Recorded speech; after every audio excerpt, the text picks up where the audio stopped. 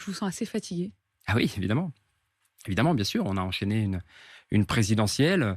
Dans l'entre-deux tours, les écologistes se sont Mais mobilisés est-ce qu'il n'y a pas eu une sorte de guerre fortement pour faire d'usure? battre Marine Le Pen. Et puis ces discussions qui s'engagent, évidemment.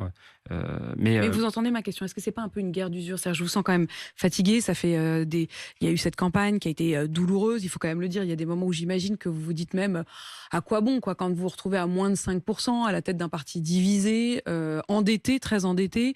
Il n'y a pas Et eu vous- des moments où vous vous êtes dit, Bah, écoutez, oui, effectivement, on est endetté. D'ailleurs, je remercie toutes les personnes qui ont fait un allez-y, don c'est le moment de demander. sur soutenirlécologie.fr. On a passé le cap des 2 millions d'euros, plus de 40 000 donateurs et Vous avez donatrices. passé le cap des 2 millions d'euros qui était Oui. critique, hein. Qui était absolument critique parce qu'on a un rendez-vous à la banque dans 2 semaines désormais. Donc ça, c'est bon, vous pourrez Ça, donner c'est- 2 millions, pour- il reste pour combien moi, derrière? ça fait- Juste, pardon qu'on s'arrête Nous là-dessus. devons collecter 1 million d'euros dans les 15 prochains jours.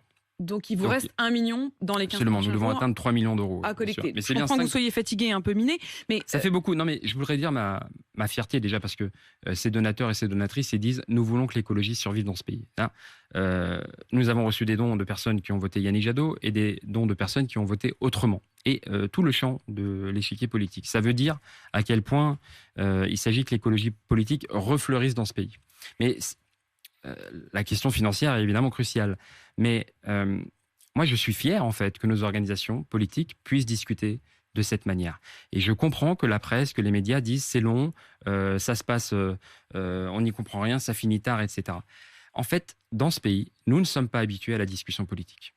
Nous ne sommes pas habitués au débat. Nous ne sommes c'est pas pas tant habitués. nous que vous qui, depuis des mois, refusiez effectivement cette association. Donc, En Espagne, en Belgique et particulièrement en Allemagne, les coalitions se présentent devant l'opinion publique, les désaccords sont exposés, un chemin de convergence est présenté, et ensuite à l'Assemblée... et c'est donc désormais le cas Bundestag, aussi, c'est ce qui se aussi passe. en France.